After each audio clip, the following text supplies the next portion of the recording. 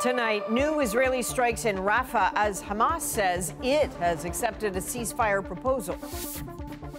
We want to get these hostages out. We want to get a ceasefire in place. Where this leaves negotiations as Israel orders thousands to leave eastern Rafah. A last-minute admission in court from the man accused of killing 4 Winnipeg women. This man has killed 4 of our women, and he will be held responsible. And the small landlords trying to stand up to bad tenants. We have the potential of losing our life savings. They know that they can get away with it. There are no consequences. From unpaid rent to damaged property, they say they cannot get renters out. So now they're fighting back. From CBC News, this is The National with Chief Correspondent Adrian Arsenault. Thanks for joining us. We begin tonight with multiple developments unfolding in the Israel-Hamas war. Hamas says it has agreed to a ceasefire proposal, but Israel has not, and it launched new airstrikes in Rafah ahead of a ground operation. The strikes come just hours after Israel dropped leaflets over eastern Rafah, ordering 100,000 people to head west to an expanded humanitarian area. That prompted long lines of evacuees uncertain over what will happen next. So word that Hamas had agreed to the proposal prompted celebration inside Rafah after nearly 7 months of war. But as Sasha Petrusik shows us, it didn't last after Israel made it clear it is not stopping its military operation now.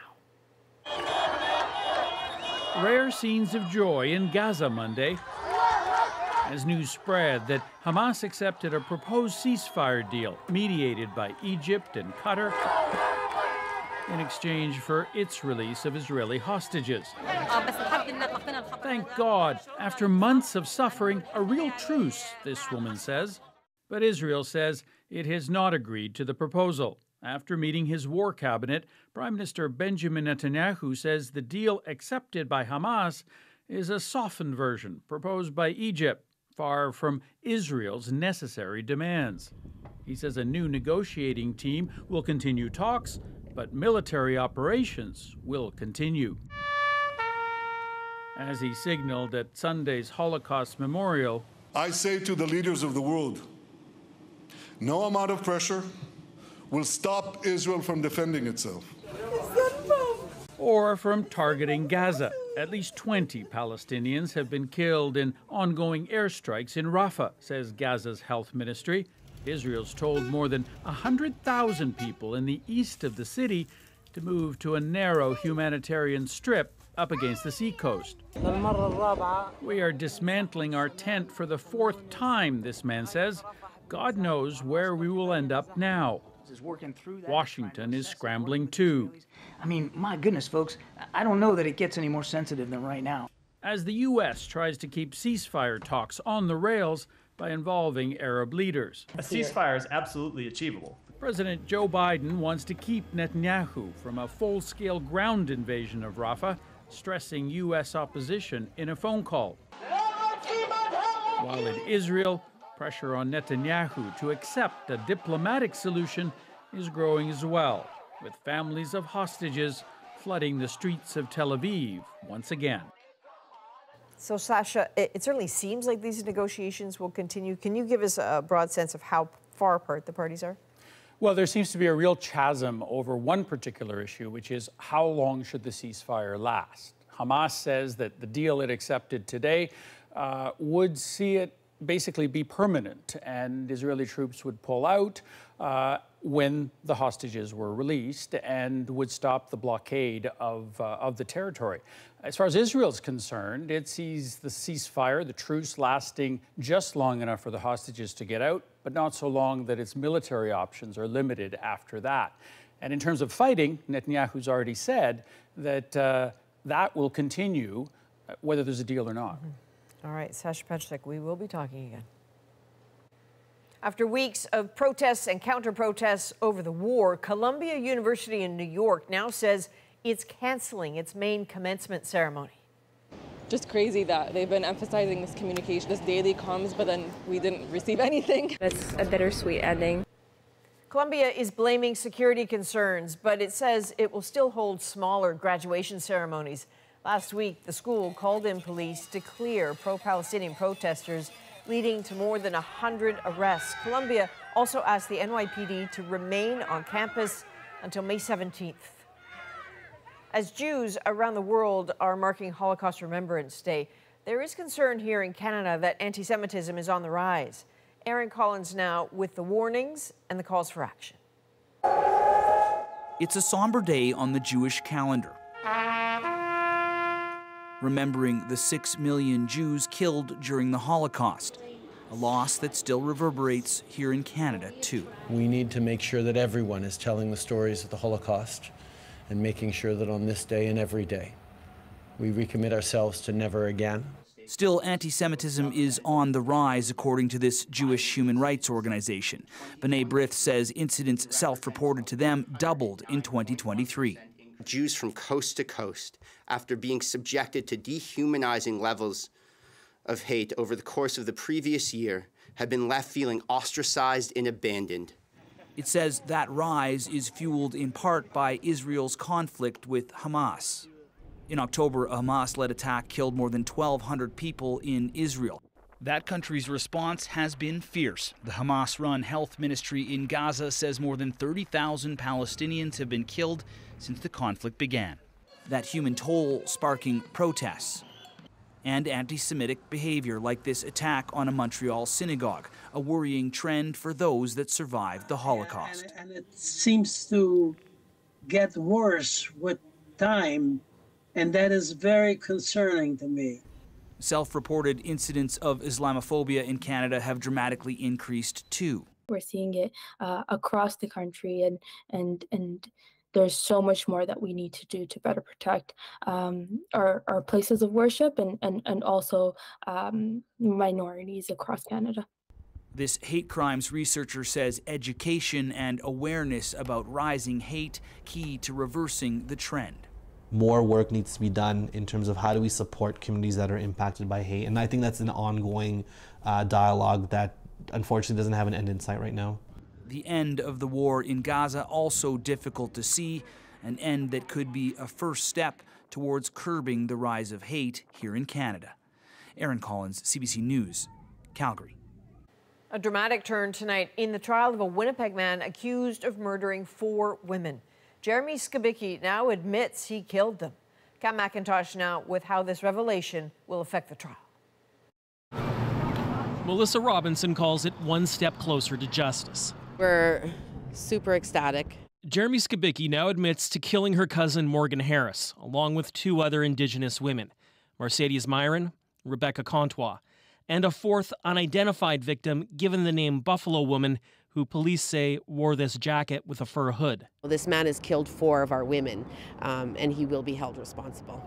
In court, Skibicki's lawyers said they plan to argue he's not criminally responsible for the deaths due to mental disorder. Just wait for the trial to unfold, and then you'll get all the information there. He'll still go to trial, still plead not guilty to 4 counts of first-degree murder, but will no longer be tried by a jury. The Crown no longer has to prove Skibicki killed the women, just that he had criminal intent. The defense will argue Skibicki was incapable of understanding his actions. I think that's a real uphill battle for the defense in this case. Brandon Trask specializes in cases involving not criminally responsible pleas. They typically relate to sort of a short period of time. Now you've got potentially much longer period of time across the span of 4 killings. The remains of Myron and Harris, disposed of in the garbage, are still believed to be buried in a landfill north of Winnipeg. Search the landfill! For more than a year, outraged family members and Indigenous leaders have demanded a search. This spring, the federal and provincial governments agreed to help fund a search after the trial. Are your governments confident that a search could begin this year? Yeah, we are. As for the trial ahead, it's expected to take weeks as the Crown lays out its case against Skibicki and how it alleges he preyed upon and killed 4 separate women.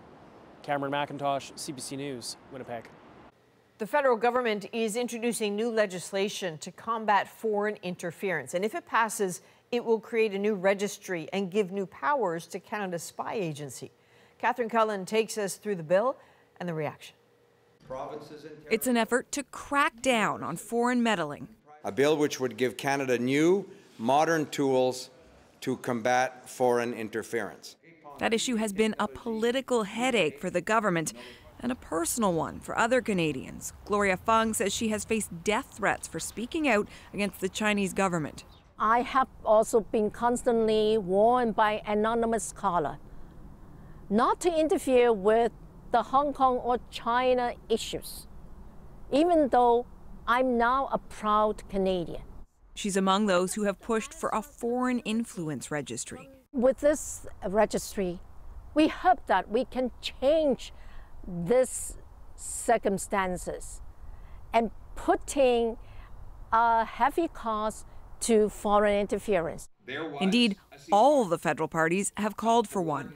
We must establish a foreign influence registry to identify all the foreign agents that foment disagreement and division. This plan would require anyone to register if they're exerting political influence for a foreign power. Break the rules, and there could be fines, even criminal penalties, with hopes the registry will be up and running before the next election. We would hope that all of this legislation will be in place. But the intimidation of those diaspora communities most intensely affected is likely harder to stop. Most of the pressure that's put on them is put on them by clandestine agents who aren't going to come and tell us that they're doing what they're doing. Though the legislation deals with other national security concerns too, that part of the plan could be the biggest help to those facing pressure. It's created new criminal offenses that really are designed to sanction those kinds of transnational repressions, harassment, intimidation, threats of violence, blackmail, coercion, whatever it might be. So, Catherine, you've looked through this legislation. What else stands out to you? Well, Adrian, this plan would make it easier for CSIS to tell the targets of foreign interference what's going on, whether that's a researcher, a business, or a local government. There's also a section changing the rules in the criminal code around sabotage, basically the laws around what happens if you try to interfere with a key piece of infrastructure. This one is particularly interesting because the legislation does say legitimate protest or dissent is okay. Now, the Justice Minister was asked today whether this was aimed at the kind of protest we saw during the convoy, such as blocking a border crossing. He says it's going to very much depend on the specifics of any given situation, but he did emphasize the right to lawful expression and assembly. Adrian? All right, Catherine Cullen in Ottawa. For the 10th time, former U.S. President Donald Trump has been fined for violating the gag order in his criminal hush money trial. Unlike the last 9 breaches, today a judge warned he will consider jail time for Trump if he's found in contempt again. The most recent violation stems from comments Trump made in an interview about the political makeup of his jury. The company building a new electric vehicle battery plant near Montreal says it found incendiary devices under machinery at the construction site. It believes it was an attempt to stall progress and frighten crews. They are doing fine. They are absolutely understanding that this is totally not acceptable. Police confirmed they removed the devices that Northvolt describes as containers with flammable liquid inside. The company says vandals targeted the site back in January when nails were driven into trees that were set to be cut down.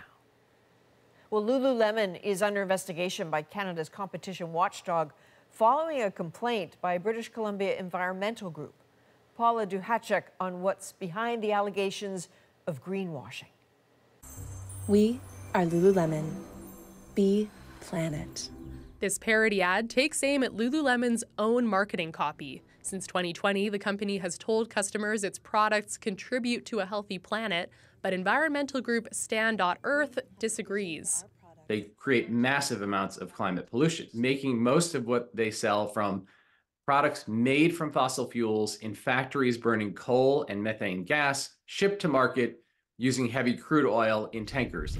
The Competition Bureau is now investigating Lululemon over allegations of deceptive marketing. The Bureau has not made any conclusion of wrongdoing. If it does, the Vancouver company could face a fine, though Stand.Earth says it just wants Lululemon to follow through on its promises.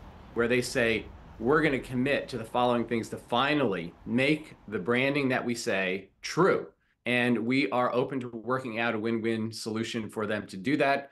And if they did, we would drop our Competition Bureau complaint. As for shoppers, they say they care about sustainability, but it's hard to put their beliefs into action. Like, I can't research every company for every item I buy.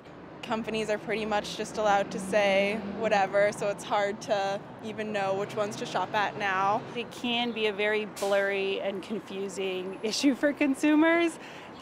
Even if you look at the term sustainable fashion, there's not really a consensus even on what that means. That's why this fashion expert says official investigations can help cut through the noise. It's one of the best things that we can actually do to start bringing in the legislation we need that would actually address those issues and help reduce the incidences of greenwashing. In a statement, Lululemon said it's aware of the Competition Bureau's review and is confident it will confirm the company's representations are accurate. Paula Duhacek, CBC News, Calgary. London Drugs now says it has reopened more than half of its stores across Western Canada after a cyber attack more than a week ago. The retailer says all 79 locations should reopen by the end of Tuesday, but pharmacists still cannot fill new prescriptions at this time. The company says there's no evidence consumer data was compromised in the breach. Well, Canadians are increasingly turning to crowdsourcing campaigns to pay for the damage from extreme weather events. It was very difficult to go back, to dig through the rubble. Why some say it exposes the need for governments to step up. Next. Plus, hip-hop rivals drop the mic again. It's really coming down to mudslinging. What's going on with Drake and Kendrick Lamar? And later, France reclaims a point of national pride. It's part of the French identity, French DNA. A towering baguette sets a new world record. We're back in 2 minutes.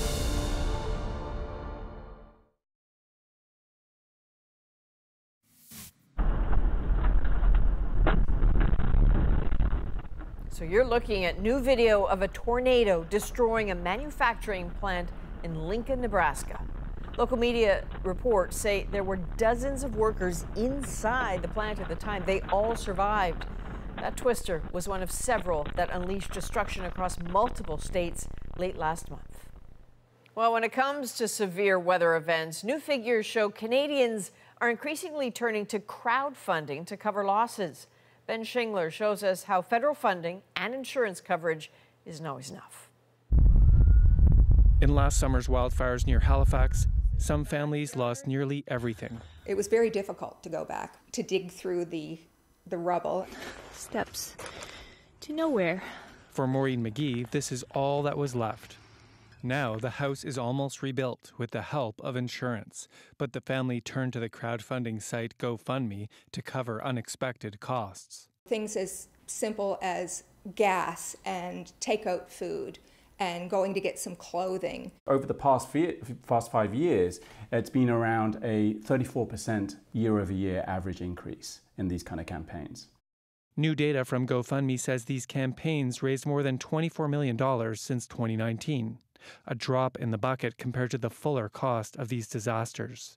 $14 billion alone in insured losses over the same period, and uninsured losses are estimated to be even higher. I think we're playing catch-up in a way.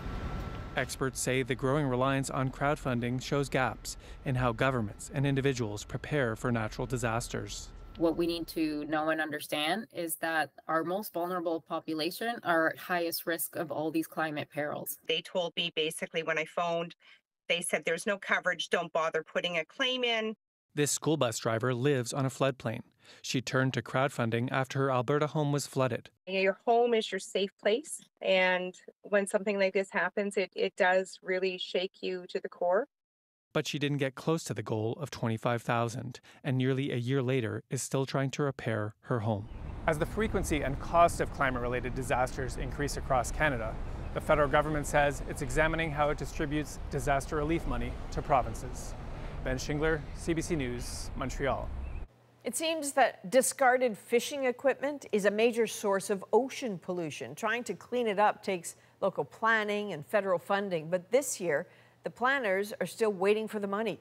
And as Peter Cowan shows us, it's already getting late to dispose of fishing's ghost gear. Underneath the surface of the cold, clear Atlantic waters lies a dirty secret. Old fishing gear washed away in storms doesn't just look bad. These lobster traps and crab pots continue to kill animals for years. It's ghost gear fishing and continues to take a very valuable resource that's not able to be harvested commercially or certainly could affect the sustainability of a various species. Ghost gear is also a major source of ocean plastics. This green rope is ubiquitous in the fishery, and when it's left underwater, it starts to break down. Jess Melvin studies microplastics and often finds fragments of that rope inside fish. So many of these marine species that are potentially could be ingesting plastics are also important wild food species. So we don't want to see impacts of plastic pollution coming down the line to communities and people who depend on them for wild food. Over the last 4 years, Fisheries and Oceans Canada has given millions to nonprofit groups to clean up the gear. The government says those efforts have recovered 2,200 tons of old fishing gear, some of it reused and as much as possible recycled. But so far this year, there's a big catch: no funding. Groups like ours are really stuck in limbo. We can't hire, we can't make season plans, I can't contract any captains, so we're just stuck. The federal government insists it's still committed to removing ghost gear. The timelines may be a little different from last year, but the intent is still there to work with those groups to ensure that that they're actively involved in being the stewards of the ocean. I think we've only scratched the surface. The groups are itching to get back to work, but warn it'll take months to hire staff and skippers to do the work this year, even after the money's announced. They worry the window is closing to clean up more gear this year. Peter Cowan, CBC News, St. John's. Well, a long-standing feud between two of hip-hop's biggest stars is heating up.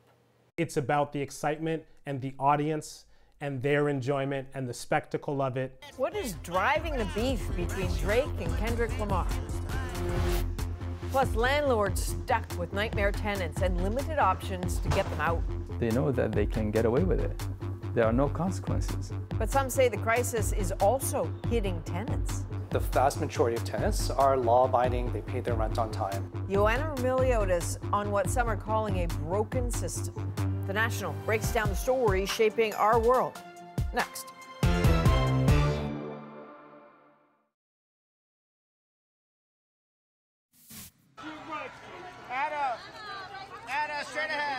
Well, that is Vogue magazine editor-in-chief Anna Wintour, the organizer of the Met Gala.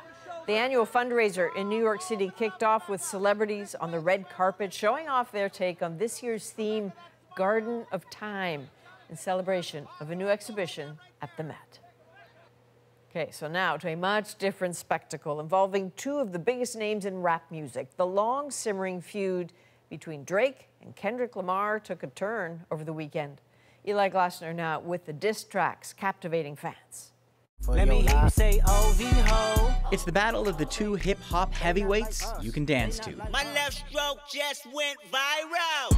In one corner from Compton, the Pulitzer Prize and Grammy Award-winning Kendrick Lamar. Sometimes we laugh, sometimes we cry, but I guess you know now. In the other, Toronto's very own Drake, one of the most successful rappers of all time. Where did these be at when they say they doing all this and all that? They've been trading insults for years, but the feud escalated over the weekend with new songs from Lamar taking aim at Drake's parenting and accusing him of bullying. Drake responded with Family Matters. Always rapping like you about to get the slaves freed. You just acting like an activist, it's make-believe. But with the song Not Like Us, Lamar leveled some of his most serious allegations. Say Drake, I hear you like I'm young. You better not ever go to cell block 1. Which led to a diss track from Drake denying dating minors. A lot of people have been calling this one of the biggest weekends in hip-hop. While he's disappointed in the direction, Canadian rapper Shad says battling is integral to hip-hop. It's about the excitement and the audience and their enjoyment and the spectacle of it. But it is deeply competitive. It's really coming down to mudslinging. This DJ says rappers are targeting Drake because he's an outsider. You have a mixed-race Canadian artist who started out as an actor, became a rapper, and has been on top, literally, since, for the last 13 years. Animal fans wait for the next move. The Toronto Chinese restaurant Lamar singled out. I be at New Hall King eating fried rice with a dip sauce and a blammy, Crody. And where Drake filmed Family Matters is already benefiting. Now business is booming. To be honest, it just shows the influence that Kendrick Lamar has. I think it's good that we're supporting businesses like this, and then they'll be winning no matter what. An early victor in the battle of rap superstars. Eli Glasper, CBC News, Toronto. All right, now it's time to dig deeper into the stories shaping our world. Fed up landlords standing up to tenants who don't pay rent. So you'll be very famous. Do you think anyone will rent you after that? One renter set the place on fire and still had the right to live there. There's too much incentive to do bad things right now. These are not corporate landlords. We have the potential of losing our life savings. And the backlash they're mounting means fewer places for rent. In Ontario, these conflicts number in the tens of thousands. Ioana Miliotis is back on the housing file to show you how toxic things can really get.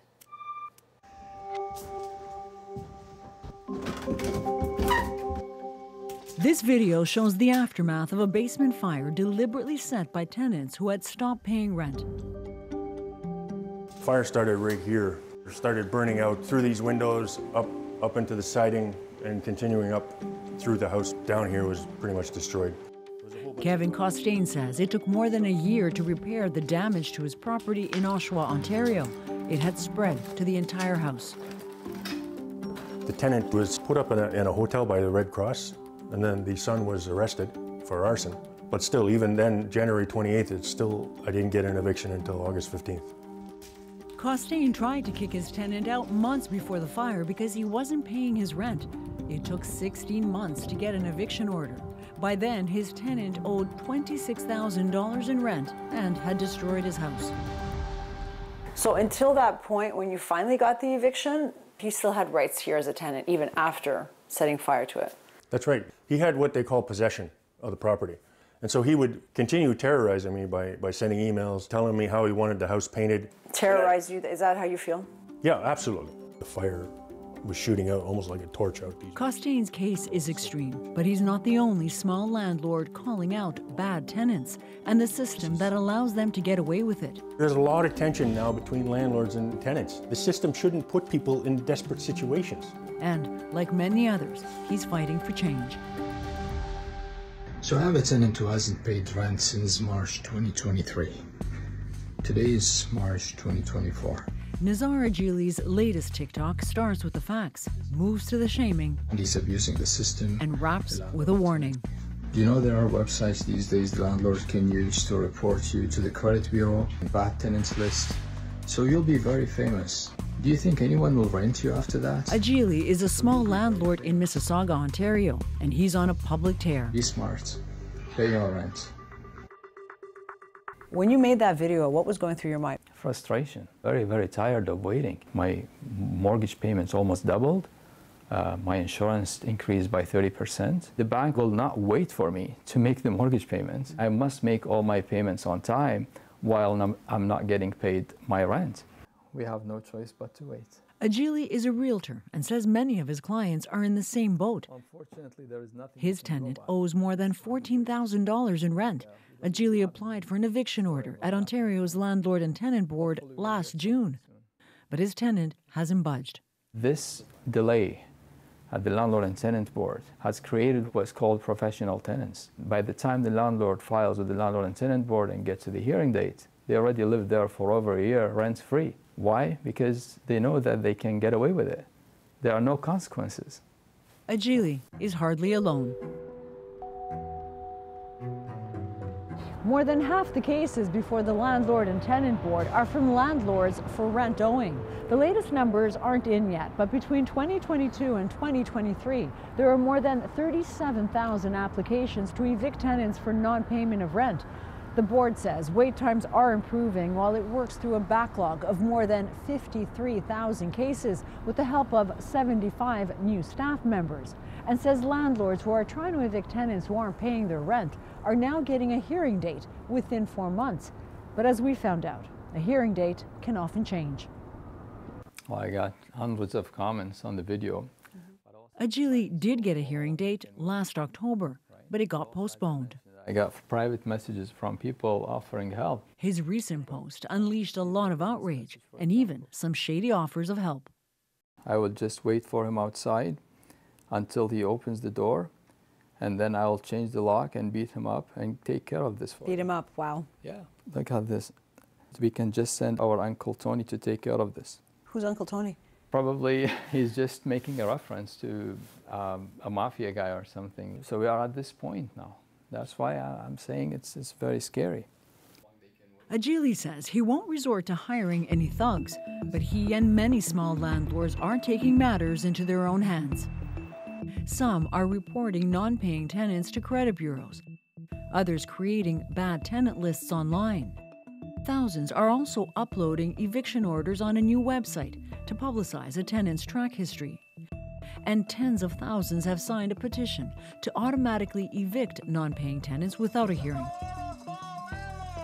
Driving it all, an increasingly public call to reform Ontario's judicial housing system, one that many small landlords say is breaking them financially and making the housing crisis even worse.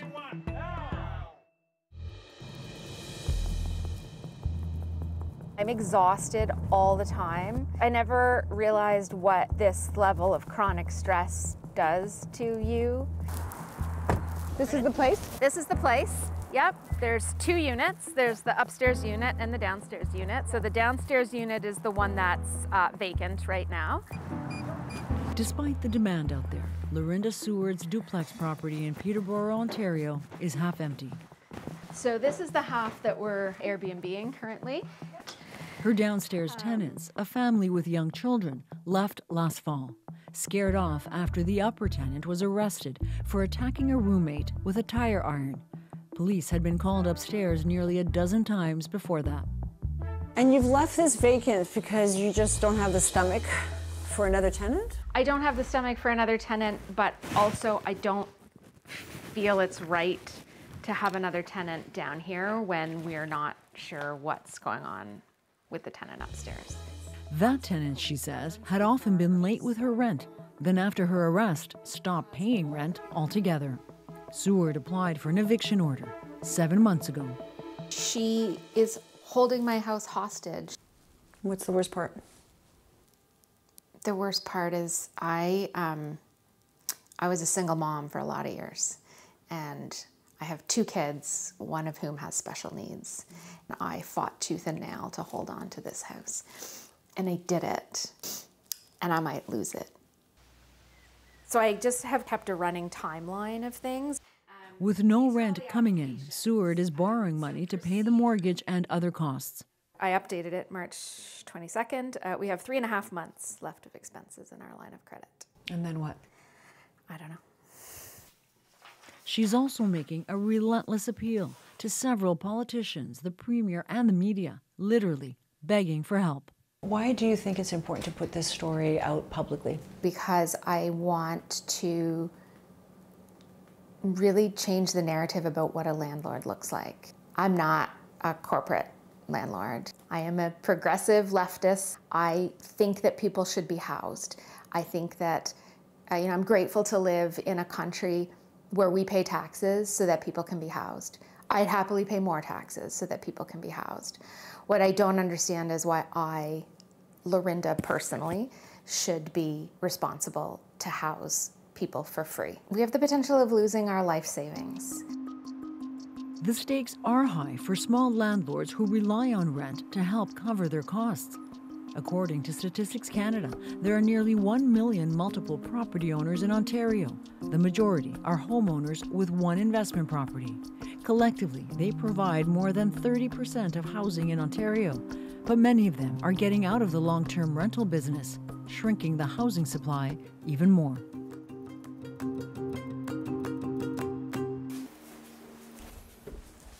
Costain just moved into his investment property rather than rent it out again. So how many calls do you think you got this week, Booba, on the phone line? He also connected with a growing advocacy group called Small Ownership Landlords of Ontario, or SOLO. Basically they need support. We try to listen to them, make them understand they're not alone, and they can get some peer support. Solo says they hear from up to 30 landlords a month who are no longer renting their units long-term. We're motivated by how disjointed and dysfunctional the system is right now. There has to be changes. There has to be fairness in the system. There has to be an environment where a person can, rent out their place and give a person a chance. We have to make this fairer, better, and we have to change the incentives. There's too much incentive to do bad things right now. That lack of faith recently drew landlords like Costain from across the province to a church basement in Peterborough. We're at about 37,000 signatures, so it resonated. Among them, Christopher Seepy, who started the petition to evict non-paying tenants without a hearing. This was a near 2-year battle. Wei Ting Bolu was also there. She created the website where eviction orders can be uploaded. She did it after her own tenants stopped paying rent. And I got really angry and I said, this is not okay. It's now 3 months. These non-paying tenants are probably onto their next set of victims. I said, this is unacceptable. My eviction day, part 1. In Ontario, Bolu's own cautionary tale was the catalyst to many more. Since the website launched in January, more than 14,000 orders have been posted, most from small landlords. It's about financial distress, mental distress, legal distress that you have to go through. This is the first time that small landlords are actually banding together, coming in solidarity. And to see everybody here, it's very empowering for each other and themselves. When we come back, The vast majority of tenants are law-abiding. the impact on all renters. So do you worry that that is going to make the shortage even worse? Yes, we worry. And Seward finally gets a hearing How can you listen to all that and not go, get out? and worries about her family's future.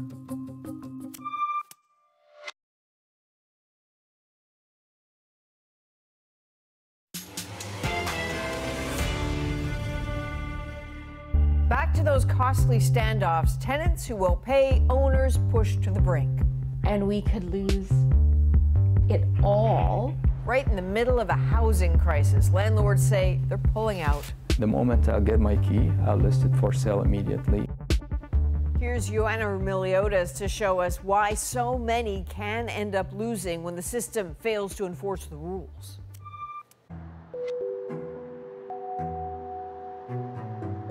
When we have a landlord-tenant board that is really the only sheriff in town that's not operating well, and people are really left to their own devices, it's a wild west out there. Douglas Kwan is with Advocacy Centre for Tenants, Ontario. The vast majority of tenants are law-abiding, they pay their rent on time. They want to make sure that their housing is secure, especially at a time like we have now, which is an affordable housing crisis. There hasn't been a substantial investment in purpose-built rentals that are affordable, and that's why we're relying on those small mom-and-pop landlords. But these small mom-and-pop landlords are saying they want to get out of the rental business because of the delays at the board. So do you worry that that is going to make the shortage even worse? Yes, we worry. We worry, and that's why we're advocating for change at the landlord-tenant board to fix this crisis, both for landlords and tenants. Kwan has joined forces with Solo, the landlord group, calling for reform of the landlord and tenant board.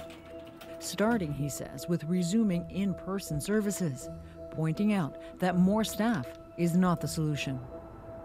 The huge backlog in the landlord-tenant board and the access to justice challenges have really only started happening since the pandemic.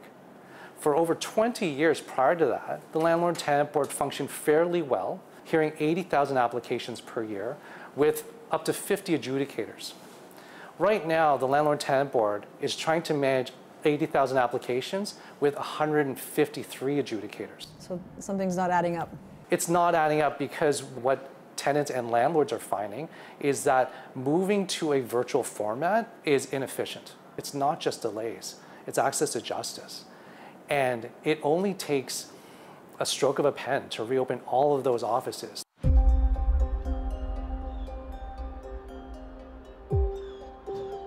How are you feeling? I feel sick right now. Like, I feel sick. We did what we were supposed to do, and we could lose it all through nothing we did. 7 months after Seward turned to the board, she and her husband finally got a hearing. It took all day, punctuated by delays and an exhaustive review of the facts. How can you listen listen to all that and not go, get out.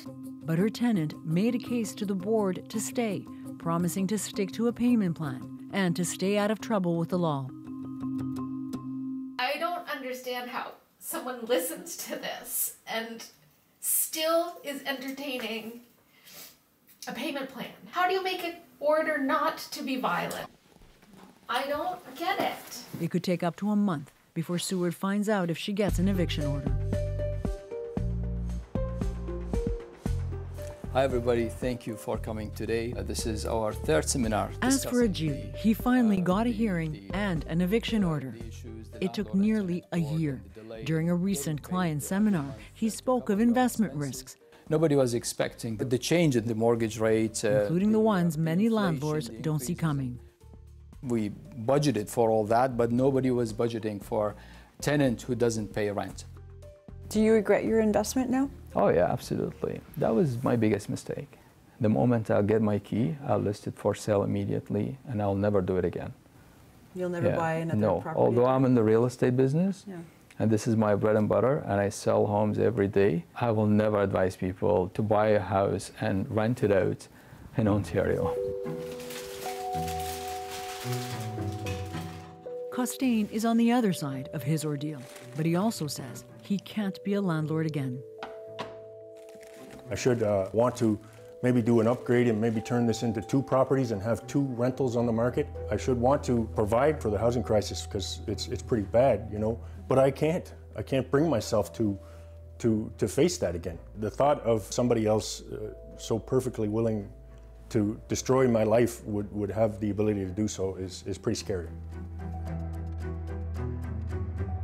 So, Joanna, this tension between landlords and tenants, you know, it's rising everywhere, but Ontario's numbers are clearly among the highest. And I wonder what the Landlord-Tenant Board is saying about all this. Well, they're acknowledging that the wait times are not ideal and that they're working really hard to get through the backlog while also dealing with a 30% increase in cases. As for going and resuming in-person services, something that both sides are calling for, they're saying that they will remain digital first and that they do make exceptions when accommodations are warranted.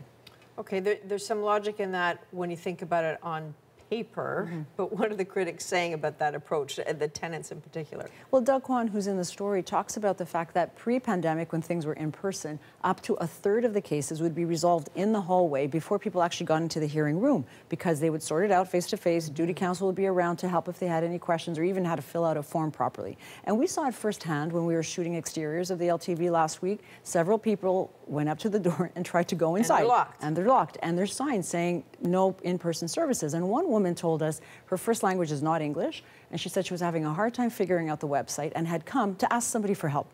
And those are the kind of barriers that critics on both sides say only add to the delays. Yeah, this matters. Joanna, thanks for staying on this. Thank you.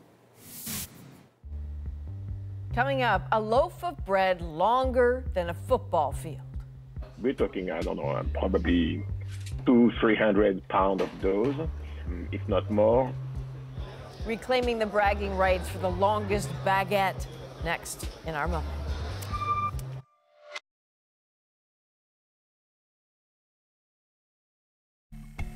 You are looking at the longest baguette ever baked. It is longer than the Statue of Liberty is tall, and it took 18 people to put it together. For the French town of Suresnes, it was a labor of love, of course. The bakers there wanted to reclaim the record from Italy, of all places. Chef Bruno Feldersen from the Great Canadian Baking Show sat down with us to explain the true scale of this feat. The record-breaking bread is our moment. Would like to congratulate you on setting this Guinness World Records title for the longest baguette. It's a major enterprise to do and to bake. We're talking, I don't know, probably 200-300 pounds of dough, if not more. It's massive, you know. The biggest challenge is the baking part, you know. I mean, there is no oven of that size. That means if it's too hot, the dough starts to proof, so you cannot work it properly. The baguette has to be one piece. Be sure it's rolled properly. The logistics to create something that big must have taken a lot of planning, a lot of brain power. when the Italian took the prize a couple of years back, the French might have been a bit annoyed. And it's part of the French identity, French DNA. Everybody gets a baguette every day. Bread is a serious matter in France. But when does it end? I understand 200 meters this time. I mean, what's next? 500 meters? I mean, to begin with, I'm very hungry looking at that. Apparently 320 baguettes are sold a second in France, and the French government is dedicated to making sure the price is stable. In 2022, it was about $1.30 per baguette. For all of us here at The National, thank you for being with us. You can watch anywhere, anytime on the free CBC News app and subscribe to The National's YouTube channel. I'm Adrienne Arsenault. Take care.